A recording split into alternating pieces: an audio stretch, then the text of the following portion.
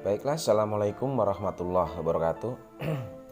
Ya, kita lanjutkan untuk tahapan proses pembuatan laporan keuangan dari PT Jayatama. Di mana pada pertemuan kali ini saya akan bahas mengenai jurnal penyesuaian atau adjusting entries dari PT Jayatama. Oke, baik, untuk mempersingkat waktu langsung saja di sini saya sudah siapkan untuk soal penyesuaiannya ya. Oke, di sini sudah saya siapkan. Lalu kemudian kita akan coba kerjakan untuk penyesuaian dari PT Jayatama. Oke, langsung di sini untuk dokumen penyesuaian tanggal 1 atau yang pertama. Di sini ada bukti memorial. Keterangannya adalah atau isi memonya. Ini telah diterima rekening koran dari bank atas rekening perusahaan tanggal 31 Desember. Di mana informasi di situ ada pendapatan bunga 1.401.700 dan ada beban administrasi bank sebesar 60.700. Oke, jurnal untuk mencatat ini ya, jurnalnya adalah kita masukkan dulu tanggal 31. Jurnal untuk mencatat adanya pendapatan bunga adalah cash in bank, bank service charge pada interest revenue. Baru kita masukkan nilainya di sini untuk interest revenue-nya atau pendapatan bunga adalah 1.401.700. Kemudian untuk bank service charge-nya adalah 60.700 di sini. Sehingga cash yang diterima itu adalah pendapatan bunga dikurangi dengan bank service charge sebesar didapat ini untuk cash in bank adalah 1.341.000 ya. Jadi cash in bank ini dapat dari nilai pendapatan bunga dikurangi dengan beban administrasi bank. Oke, lanjut selanjutnya untuk dokumen yang kedua atau dokumen nomor 28 di sini. Oke, di sini untuk yang kedua melakukan penyesuaian terhadap saldo akhir perlengkapan. Oke, di sini untuk saldo akhir perlengkapan dinilai hanya 1.300.000. Nah, untuk mengetahui berapa nilai beban atas pemakaian perlengkapan ini, maka kita lihat dulu untuk saldo perlengkapan di sini untuk store supplies-nya. Di sini kita lihat untuk saldo perlengkapan ini adalah office supplies ya. Di sini 3.743.750. Ternyata di sini hanya dinilai 1.300.000, berarti ada selisih di sini. Nah, selisih ini kita akan coba cari, selisihnya adalah 3 juta sekian itu dikurangi dengan 1.300.000. Oke, didapat 2.443.750. Nah, ini akan kita masukkan ke jurnal dengan jurnal untuk mencatat adanya beban pemakaian atas perlengkapan. Itu bunyi jurnalnya adalah tanggal 31 di sini. Bunyi jurnalnya adalah store supplies atau supplies expense pada office supplies. Ya, seperti ini atau supplies expense pada office supplies. Nilainya adalah yang tadi adalah 2.443.750. Ini adalah selisih antara nilai saldo perlengkapan dengan taksiran dari nilai akhir dari store supplies itu. Oke, selanjutnya untuk poin yang kedua di sini, cadangkan kerugian piutang atau cadangan kerugian piutang itu sebesar 2% dari saldo piutangnya. Oke, untuk mencari berapa nilai beban kerugian atas piutang ya, kita hitung di sini, kita cari di neraca saldonya. Di sini kita coba hitung 2%, di sini permintaannya 2% dari cadangan kerugian piutang atau 2% dari nilai saldo piutang. Di sini nilai saldo piutang adalah 522.156.250. Oke, kalau jika 2% dari nilai saldo piutangnya, ini berarti 2% kali nilai saldo piutang didapat 10.443.125 rupiah. Nah, di sini untuk tahu berapa nilai kerugiannya, ternyata di sini untuk cadangan kerugian piutang hanya 6 juta. Sedangkan taksiran kerugian piutang itu adalah 10 juta. Sehingga di sini ada beban kerugian atau bad debt expense-nya. Di sini dapat untuk nilai kerugiannya adalah 10 juta ini, 2% dari saldo piutang dikurangi dengan cadangan kerugian piutang. Oke, dapat di sini untuk beban kerugian piutang adalah 3.474.625. Ini akan kita jurnal. Baik, kita akan masukkan jurnal di sini. Bunyi jurnalnya adalah untuk mencatat adanya beban kerugian piutang itu adalah untuk akunnya adalah uncollectible akun pada allowance for debt. Nilainya itu adalah yang tadi sesuai perhitungan, yaitu 3.474.625 seperti itu. Oke, selanjutnya untuk dokumen yang selanjutnya. Oke, di sini untuk memorial yang ketiga, lakukan penyesuaian tentang aktiva tetap di sini. Oke, untuk building 2 juta. Oke, sekarang kita akan jurnal untuk yang building. Jurnal untuk mencatat adanya penyusutan atas building di sini adalah depreciation expense building pada akumulasi depreciation building. Nilainya 2 juta. Di situ sudah tertera untuk nilainya adalah 2 juta. Untuk equipment adalah 350. Oke, jurnalnya di sini untuk equipment sendiri depreciation expense equipment pada akumulasi depreciation office equipment. Nilainya adalah 350.000. Oke, lalu untuk yang ketiga ini untuk vehicle-nya. Totalnya adalah 1.612.500. Oke, kita akan catat jurnal untuk penyusutan adanya kendaraan adalah depreciation expense vehicle pada akumulasi depreciation vehicle. Oke, nilainya adalah di sini 1.612.500. Oke, itu selesai untuk bukti memo yang ketiga. Sekarang kita masuk ke bukti memo yang keempat di sini. Lakukan penyesuaian terhadap gaji karyawan akan dibayar tanggal 2 Januari. Oke. Adanya beban atau gaji karyawan ini akan dibayar pada bulan Januari. Di sini akan muncul namanya hutang gaji. Nah, di sini jurnal yang akan kita gunakan untuk mencatat adalah wages and salaries expense pada accurate expense. Nilainya di situ tertera adalah 31.250. Oke, lalu yang selanjutnya di sini, oke, memo yang kelima, keterangannya adalah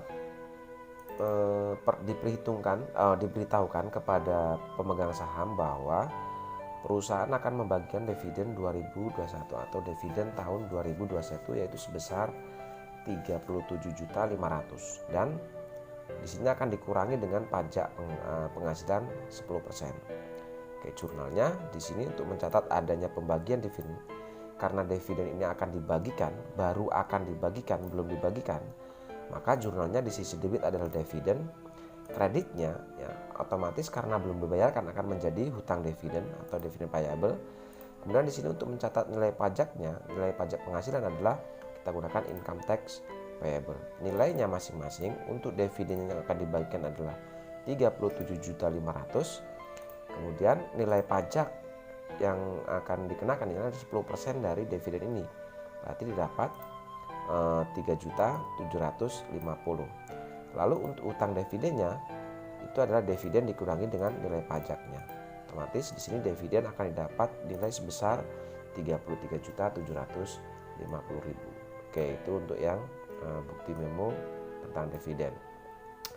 Oke, di sini yang terakhir adalah lakukan konversi atas pajak. Oke, kita akan coba lakukan konversi pajak. Yang pertama adalah lakukan penutupan akun untuk fade in dan fade out terhadap prepaid fade. Berarti untuk menutup akun fade in dan fade out kita harus tahu ini untuk posisi saldo antara fade in dan fade out di sini.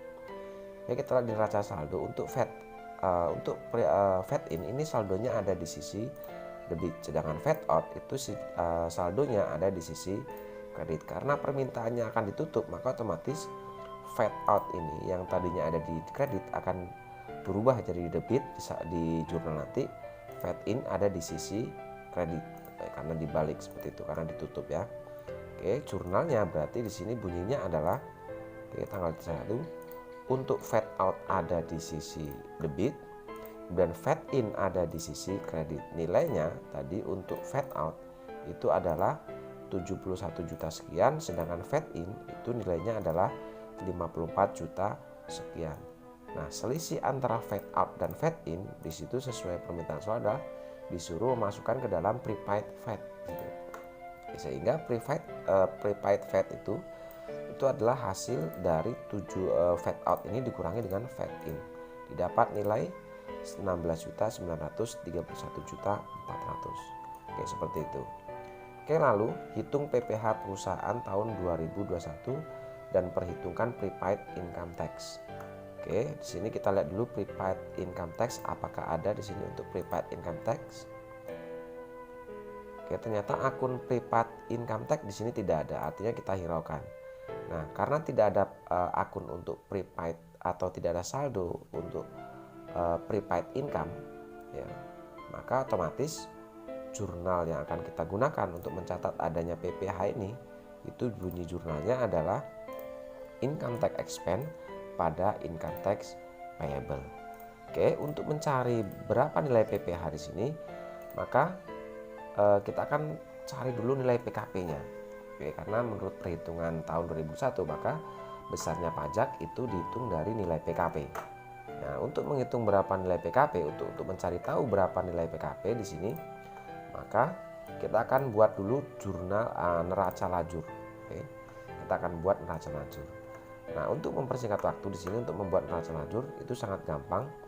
Yang pertama, kode akun dan nama akun dan neraca saldo ini kita tinggal memindahkan saja yang ada di neraca saldo 31 Desember ini. Oke, ini kita copy saja dari kode akun, nama akun sampai jumlah debit dan kredit. Kita copy, kita letakkan di sini. Oke, kita tinggal memindahkan saja ke sini. Ya, seperti ini. Oke, yang debit pindahkan ke debit, yang kredit pindahkan ke kredit. Lalu jumlah di sini.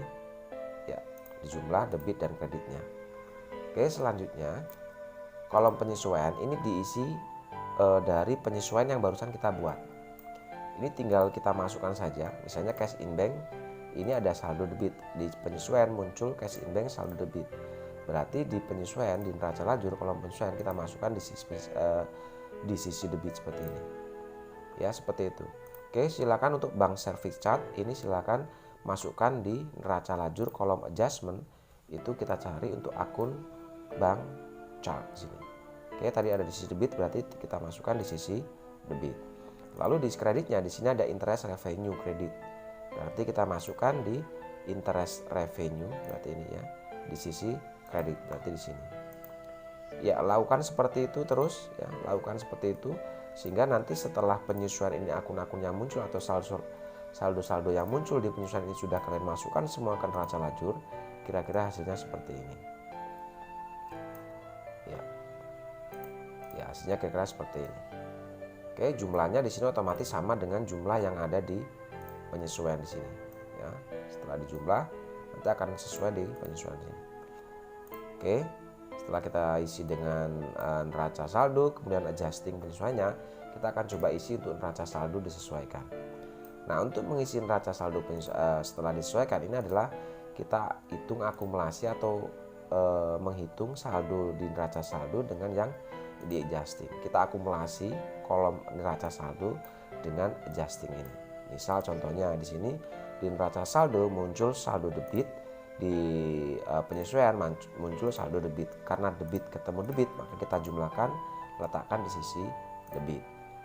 Oke, di sini di neraca saldo muncul muncul saldo di debit di neraca saldo. Di adjusting itu tidak ada, sehingga ini tinggal memindahkan saja, kita letakkan di sisi debit. Ini pun sama, tinggal memindahkan saja di sisi debit. Oke, lalu di sini di neraca saldo untuk allowance muncul saldo kredit. Di penyesuaian muncul juga di sisi kredit. Karena kredit ketemu kredit, kita jumlahkan, letakkan saldonya di sisi kredit.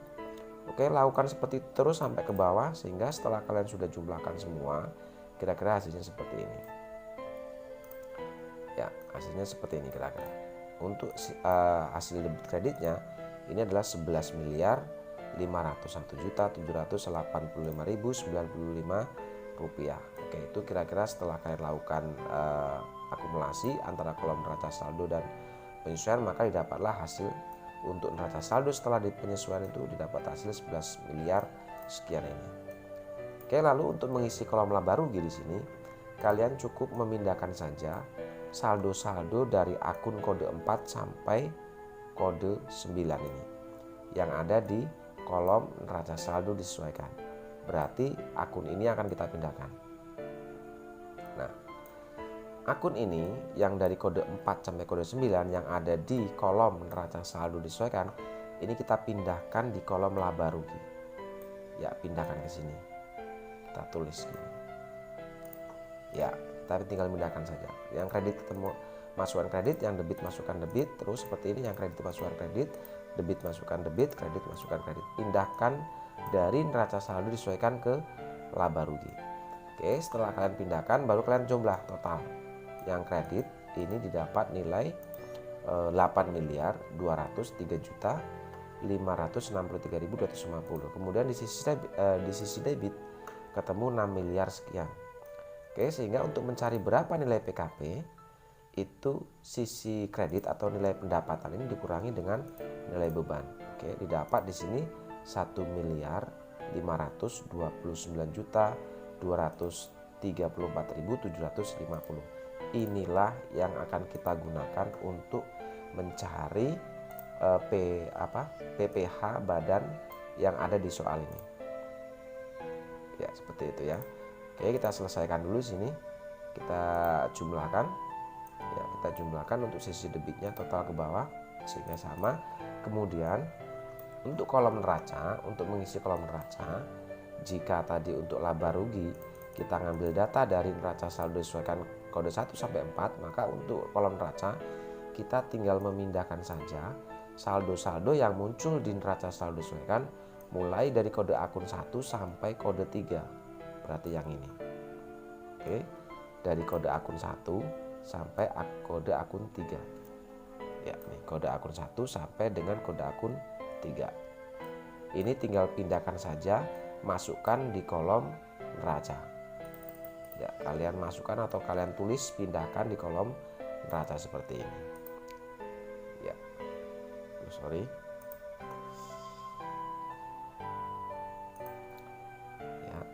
Ya, seperti ini kalian pindahkan, hasilnya kira-kira setelah dipindahkan hasilnya nanti seperti ini. Oke, jika kalian sudah pindahkan semua dari kode akun 1 sampai kode 3, kalian tinggal jumlahkan ke bawah. Ya, jumlahkan, lalu di sini kita jumlahkan nilai harta dikurangi dengan nilai hutang plus modal. Selisihnya harusnya sama dengan selisih PKP ini. Ya, hasilnya sama. Oke, lalu kita jumlahkan ke bawah.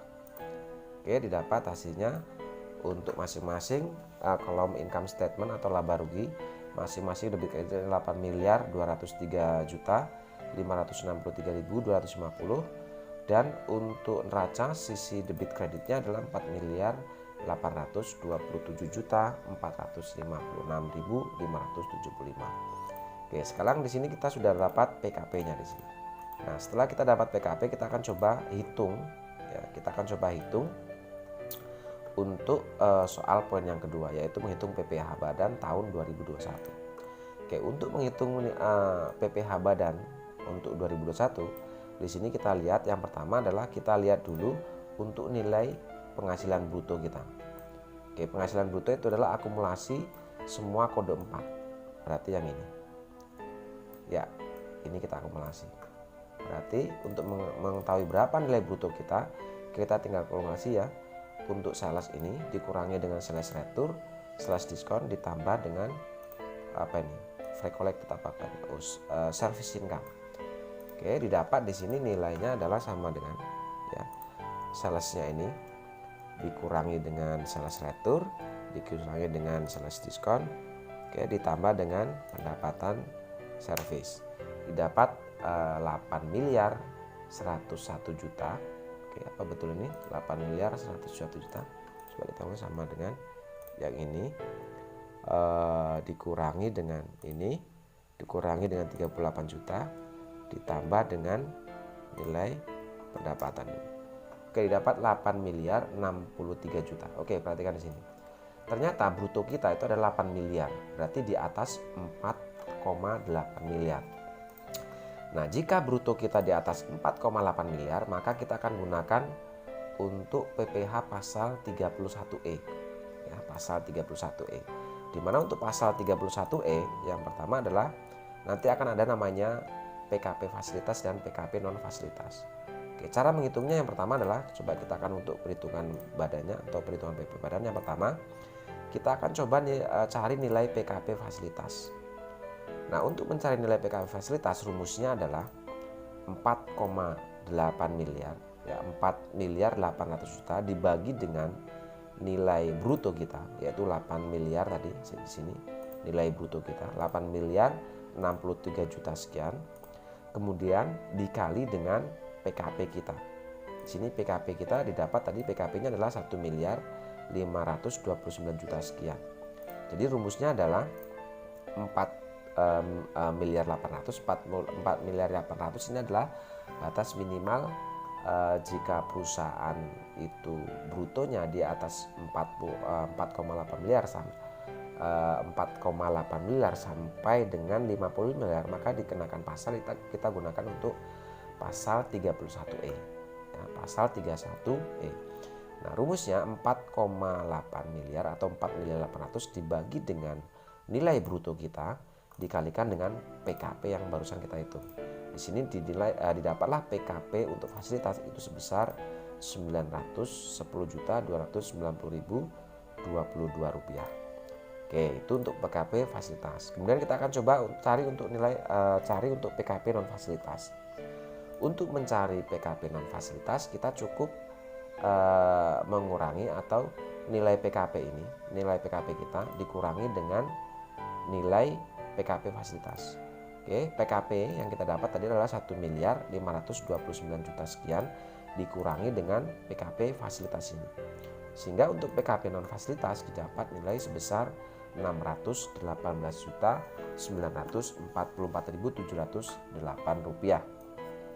Oke, setelah kita dapat PKP fasilitas dan PKP non fasilitas, baru kita akan coba hitung nilai PPh-nya. Yang pertama kita akan coba hitung PPh untuk fasilitas ini. Oke, di sini kita tahu bahwa PKP fasilitas adalah 910 juta sekian. Maka untuk menghitung berapa nilai PPh fasilitas, itu rumusnya adalah 50% dikalikan dengan 22%, kemudian dikalikan dengan nilai PKP fasilitas. Didapatlah PPh fasilitas di sini adalah 131.902 rupiah. Itu untuk nilai PPh fasilitas. Kemudian untuk PPh non fasilitas, untuk menghitung nilai PPh non fasilitas ini, oke, rumusnya adalah 22%. Ya, ini PPh non fasilitas ya. 22% dikalikan dengan nilai PKP non fasilitas, maka didapat untuk PPh non fasilitas adalah 136.167.836 rupiah. Sehingga PPh badan untuk tahun 2021 itu didapat dari nilai PPh fasilitas ditambah dengan PPh non fasilitas. Maka di sini didapatlah total jumlah PPh tahun 2001 itu adalah 236.299.738 rupiah. Ini didapat dari PPh fasilitas ditambah dengan PPh non fasilitas. Nah, jumlah PPh tahun 2021 inilah yang akan kita masukkan ke jurnal penyesuaian ini, yaitu income tax expense sebesar 299.738 dan income tax payable jumlahnya sama. Oke, untuk poin yang terakhir selesai. Setelah itu baru kita jumlahkan untuk sisi debit dan kredit. Ya, seperti itu. Oke, setelah selesai, untuk mencari laba setelah pajak, ya, maka di sini cukup untuk dua akun ini kita masukkan ke neraca lajur ini. Ya, kita masukkan ke neraca lajur kolom penyesuaian di sini. Ya, kita cari untuk income tax expense. Oke, di sini ada income tax payable, tadi ada di sisi debit ya, debit atau kredit income tax payable tadi. Oke, income tax payable di neraca lajur ada di sisi kredit 236.299.000 dan sekian tadi. Income tax expense cuma sama. Kita masukkan dulu untuk income tax expense-nya di sini. Oke, income tax expense berarti kode akun ya ini. Kita masukkan di kolom penyesuaian. Ya, di jurnal penyesuaian kolom debit. Oke, kita masukkan ke sini. Nanti di sini. Kita ambil. Kita masukkan ke sini. Ya, sini. Lalu kemudian masukkan untuk income tax expense. Income tax expense. kode 2 ya. Income tax payable kode 2. Oke. Kita masukkan di penyesuaian kolom kredit. Oke, di sini kolom kredit ini sudah ada nilai 3.750.000, berarti tinggal ditambahkan saja dengan nilai itu, nilai mana untuk di penyesuaian tadi 236 juta ini. Kita masukkan, kita tambahkan di sini sehingga di sini didapat nilai berapa kira-kira? 3.750.000 ditambah dengan, coba dibantu pakai nilai ini dulu. Oke, kita masukkan ini.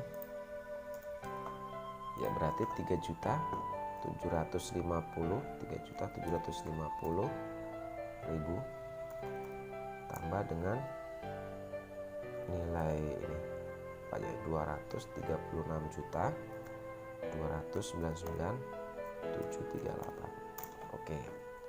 Didapat nilai 240 juta untuk nilai income tax payable-nya. Oke, seperti itu ya. Jadi kita tulis ulang 240 juta di sini. 240 juta 049.738. Ya, kita hapus ini.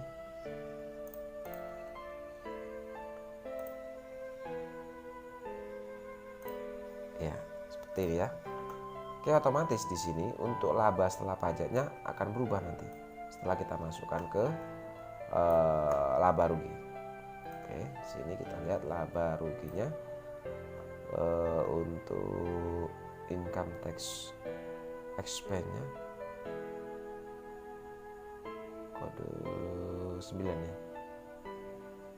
Ya, ini kode 6. Ya, ini kita akan masukkan ke sini.